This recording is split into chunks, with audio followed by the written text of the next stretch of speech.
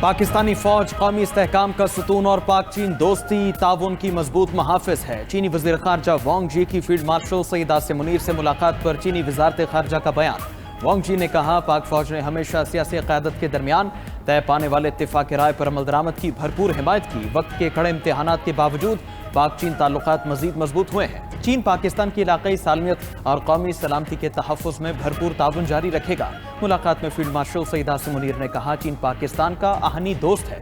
پاک چین اسٹریٹجک شراکت داری چٹان کی طرح مضبوط ہے۔ پاک فوج چین کے ساتھ انسداد دہشت گردی اور سیکیورٹی تعاون میں فروغ کے لیے کوشاں ہے۔ پاک چین دوستی کو مزید مستحکم بنانے کے لیے اقدامات اور ترقی کی راہ پر سفر جاری رکھا جائے گا۔ فیلڈ مارشل نے معاشی اور سماجی ترقی میں تعاون پر چین کی قیادت سے اظہار تشکر بھی کیا۔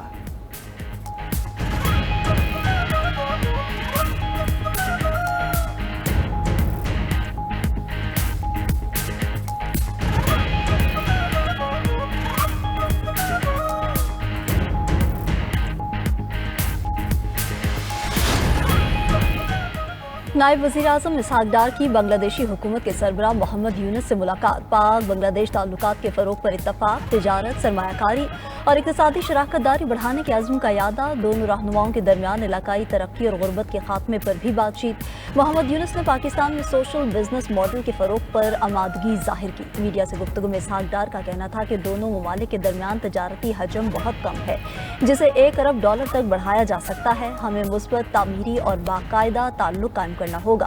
باہمی براہ راست فضائی رابطے بھی جلد بحال ہو جائیں گے۔ دو طرفہ معاہدے تعلقات کو مزید مستحکم بنائیں گے۔ اسحاق ڈار کی بنگلہ دیشی مشیر خارجہ توحید حسین سے بھی ملاقات۔ سارک کی بحالی اور خطے میں تعاون کے فروغ پر غور کیا گیا۔ اسحاق ڈار بنگلہ دیشی مشیر تجارت شیخ بشیر الدین سے بھی ملے۔ دو طرفہ اقتصادی اور تجارتی تعاون بڑھانے پر تبادلہ خیال کیا گیا۔ اسحاق ڈار کل ڈھاکہ سے سعودی عرب روانہ ہوں گے۔ جدہ میں OIC وزرائے خارجہ کونسل کے اجلاس میں شریک ہوں گے۔ فلسطین کی موجودہ صورتحال کے تناظر میں مشترکہ حکمت عملی پر غور ہوگا۔ اسحاق ڈار فلسطین کی غیر متزلزل حمایت کا اعادہ کریں گے۔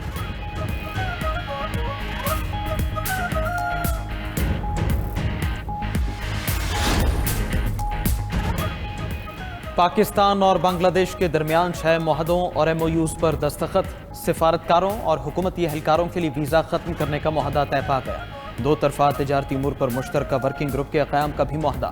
دونوں ممالک کی فورن سروس اکیڈمیز کے درمیان MOU پر دستخط۔ دو طرفہ ثقافتی تبادلے کے پروگرام پر بھی دستخط ہوئے۔ ڈھاکہ میں ہونے والی تقریب میں نائب وزیر اعظم اسحاق ڈار اور بنگلہ دیش کے ایڈوائزر برائے خارجہ امور موجود تھے۔ وفود کی سطح پر مذاکرات میں دو طرفہ تعلقات، اقتصادی و تجارتی تعاون اور علاقائی مسائل پر بات چیت ہوئی۔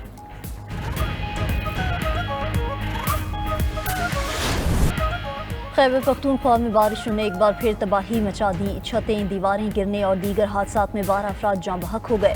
طوفانی بارش نے ڈیرہ اسماعیل خان کو ہلا کر رکھ دیا۔ DI خان میں حادثات سے 8 افراد جاں بحق، 60 سے زائد زخمی ہوئے۔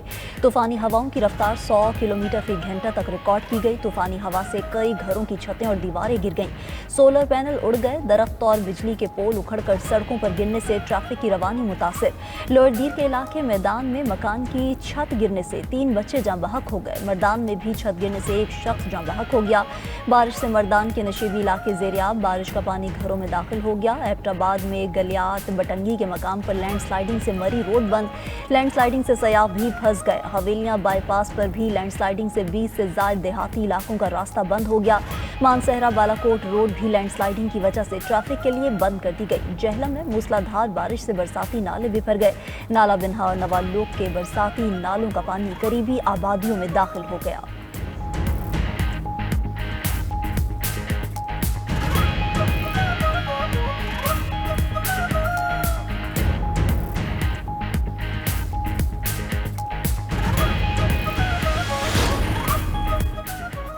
وزیر اعظم نے گلگت بلتستان میں 300 انسانی جانیں بچانے والے 3 چرواہوں کو ہیرو قرار دے دیا۔ وسیعت خان انصار اور محمد خان کو وزیر اعظم کی ہدایت پر اسلام آباد بلا لیا گیا۔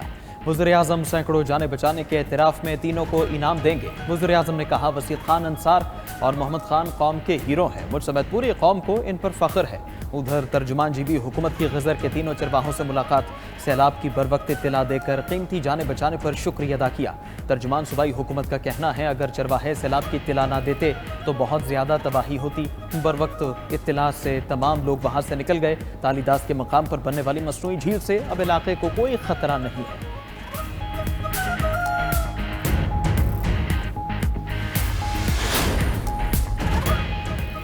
इंडियन हाई कमीशन की जानिब से दरियाए तवी में ऊंचे दर्जे के सैलाब की वार्निंग जारी। पंजाब के दरियाओं में ऊंचे दर्जे के सैलाब का खदशा। 27 अगस्त तक बारिशों से दरियाओं में तूफानी रहेगी। पंजाब के शुमाली इजलाह में फ्लैश फ्लडिंग का अलर्ट जारी। दरियाए जहलम, चनाब, रावी और सतलुज में तूफानी का अलर्ट। PDMA के मुताबिक सतलुज में गंडा सिंहबाला के मकाम पर ऊंचे दर्जे का सैलाब रिकॉर्ड। कसूर से लेकर बहावलपुर तक नशेबी इलाके ज़ेरियाब, हेड सुलेमानकी के मकाम पर दरमियाने दर्जे का सैलाब। चनाब में 48 घंटों में ऊंचे दर्जे के सैलाब का खदशा है।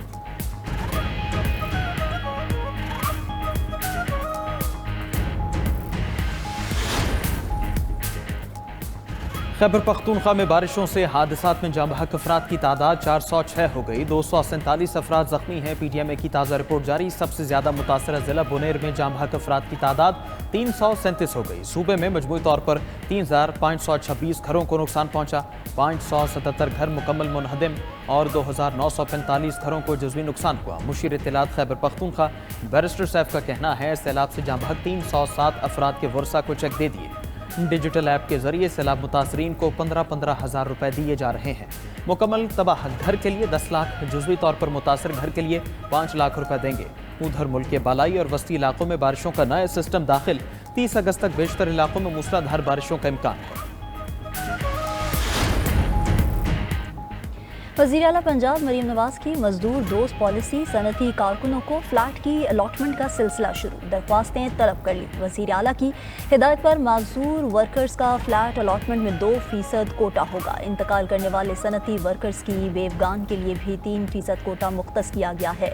ज़िला लाहौर और कसूर के सनती वर्कर से फ्लैट की अलॉटमेंट के लिए दरख्वास्तें तलब कर ली गई हैं। वज़ीर आला पंजाब की हिदायत पर वर्कर्स वेलफेयर कॉम्प्लेक्स में सनती कारकुनान को 720 फ्लैट दिए जाएंगे। गवर्नर सिंध कामरान टेसोरी से कारोबारी बरादरी के वफ्द की मुलाकात। हालिया बारिशों के बाद इंफ्रास्ट्रक्चर की खस्ता हाली, सीवरेज के मसाइल से आगाह किया। कारोबारी वफ्द का सनती इलाकों में बिजली की तवील बंदिश पर खदशात का इजहार। गवर्नर सिंध की विफाक की तरफ से मसाइल के हल की यकीन नहानी कहा कि मसाइल के हल के लिए सूबाई हुकूमत से भी बातचीत की जाएगी।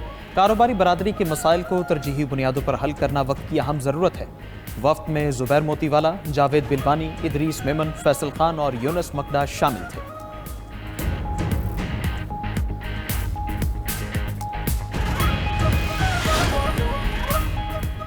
मेयर कराची मुर्तज़ा वहाब और जमात इस्लामी आमने सामने। मेयर कराची ने न्यूज़ कॉन्फ्रेंस में जमात इस्लामी पर तनकीद की थी। कहा था कि सिंध गवर्नमेंट सालाना जमात इस्लामी के टाउन्स को 27 अरब रुपए का फंड्स देती है। जमात इस्लामी के 9 टाउन्स में ये फंड्स कहाँ जाते हैं? जमात इस्लामी सिंध के रहनुमाओं की मेयर कराची के खिलाफ अदालती कार्रवाई की धमकी। कहा कि सिंध हुकूमत 2 अरब रुपए के माहाना फंड्स देती है। इसमें से मुलाजमीन की तनख्वाहें, पेंशन और दीगर वाजिबात अदा किए जाते हैं। मेयर कराची बताएं कि MC की बनाई सड़कें बारिश में कैसे बह गईं।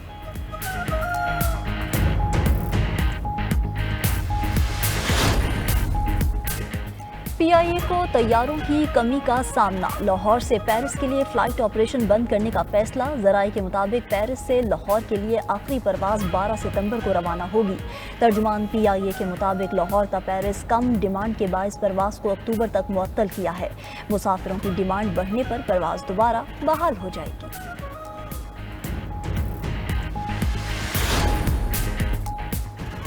वज़ीर दाखिला मोहसिन नकवी की लाहौर में तबलीगी मरकज़ राव एंडामत। तबलीगी जमात के अकाबिरीन मौलाना मोहम्मद अहमद, मौलाना उबैदुल्ला खुर्शीद और दीगर से मुलाकात हुई। तबलीगी जमात के अकाबिरीन ने नवंबर में होने वाले आलमी तबलीगी इज्तिमा के इंतजामात से आगाह किया। वज़ीर दाखिला की तबलीगी इज्तिमा के लिए बैरून ममालिक से आने वाले वफूद के वीज़ा मसाइल हल कराने की यकीन दहानी कराई।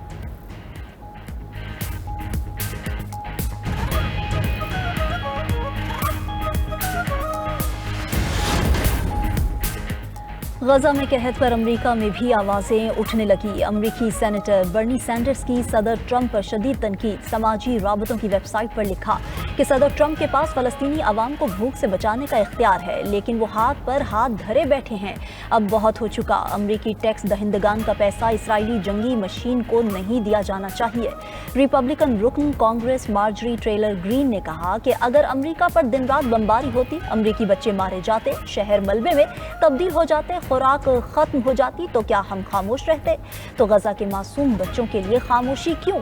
हर अमेरिकी टैक्स दहिंदा इसराइली जंगी कार्रवाइयों کا حصہ ہے. میں کسی غیر ملکی جنگ کی قیمت ادا نہیں کرنا چاہتی.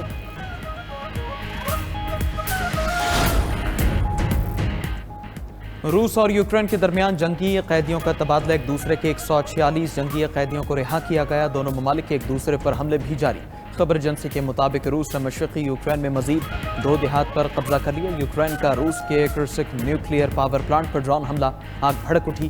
روسی حکام کے مطابق ڈرون کو مار گرائے جانے کے بعد دھماکہ ہوا جس سے آگ لگی. امریکہ نے یوکرین کو روس کے اندرونی علاقوں میں حملے سے روک دیا. ادھر ناروے اور جرمنی نے یوکرین کو فضائی دفاعی نظام دینے کا اعلان کر دیا.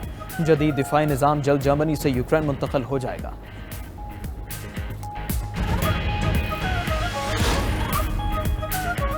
برطانیہ میں پناہ گزینوں کے مقدمات کا نظام تبدیل کرنے کا فیصلہ. حکومت نے اپیلوں میں تاخیر ختم کرنے کے لیے نیا ادارہ قائم کرنے کا اعلان کر دیا. نئے ادارے کے ذریعے اپیلیں عدالتوں کے مقابلے میں جلد سنی جائیں گی. برطانیہ میں اس وقت پناہ گزینوں کی 51,000 اپیلیں زیر التوا ہیں.